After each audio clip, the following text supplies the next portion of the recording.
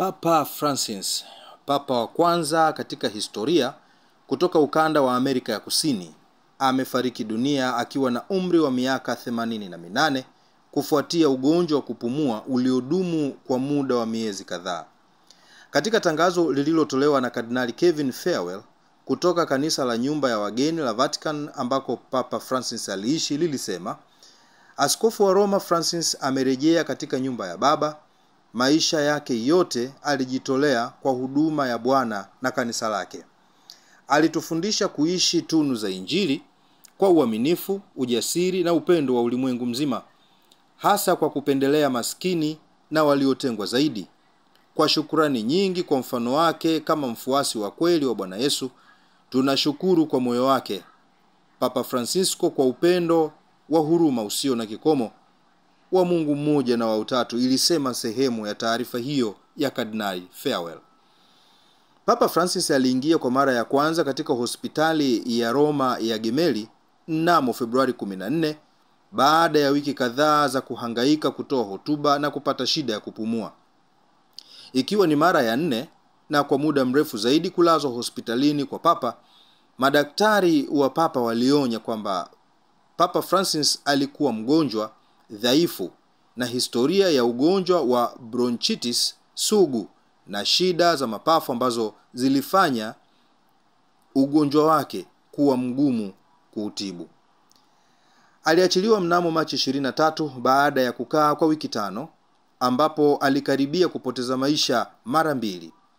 Licha ya matibabu yaliyoamriwa na daktari ya miezi 2, Papa alijitokeza hadharani kwa mshangao wa wengi kutia ndani katika liturujia ya Pasaka ya Vatikani mnamo Aprili 20. Ingawa Francis hakushiriki misa ya Pasaka, alitoa baraka za kitamaduni za Pasaka kutoka kwa logia ya Basilika ya Mtakatifu Petro na akazuru uwanja wa Mtakatifu Petro katika gari lake la upapa.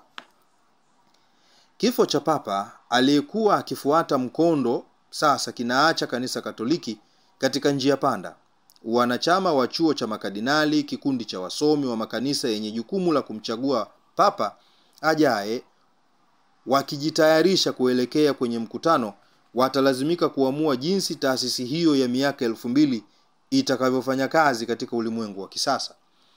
Kifo cha Francis kinasimamisha kipindi cha mabadiliko ya haraka huko Vatikani, ambapo wanawake walipanda katika safu mpya ndani ya uongozi. Lakini licha ya kasi ya mageuzi chini ya Papa Francis, anaacha rekodi isiyokamilika. Ingawa alitunga sheria kuu mpya kuhusu unyanyasaji wa kijinsia wa makasisi, waathiriwa bado wanaomboleza ukosefu wa uwazi na uwajibikaji katika sheria ya kanisa inavyoelekezwa. Walipomchagua mwaka 2013, makardinali walimchagua papa aliyeadhimishwa sana na historia yake ya Kijesuiti na pia historia ya nchi yake ya Argentina. Alipofika kwenye dirisha la kanisa kuu la Mtakatifu Petro Machi 13 mwaka 2013, baada tu ya kuchaguliwa, mwanaume huyu asiyejulikana wakati huo kwa umma, na saa chache mapema akiwa bado anajulikana kama Kardinali Jorge Mario Bergoglio, alichagua maneno yake kwa uangalifu. Kutoka miisho ya dunia, kwa hakika huko ndiko Francisco anatoka, mtu ambaye makardinali walikuwa wamemchagua tu kuwa papa.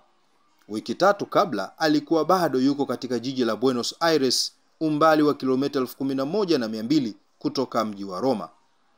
Papa Francis, papa wa kwanza wa historia kutoka ukanda wa Amerika ya Kusini, ambaye alivutia ulimwengu kwa mtindo wake wa unyenyekevu na kujali maskini lakini wahafidhina waliotengwa na ukosoaji wa ubepari na mabadiliko ya hali ya hewa. Alikufa mnamo Aprili 21, siku ya Jumatatu ya Pasaka, akiwa na umri wa miaka 88. Nasi tunatoa pole kwa waumini wote wa kanisa Katoliki duniani kwa kumpoteza kiongozi wa ngazi za juu wa kanisa lao. Mimi ni Imani Kevin Mbaga.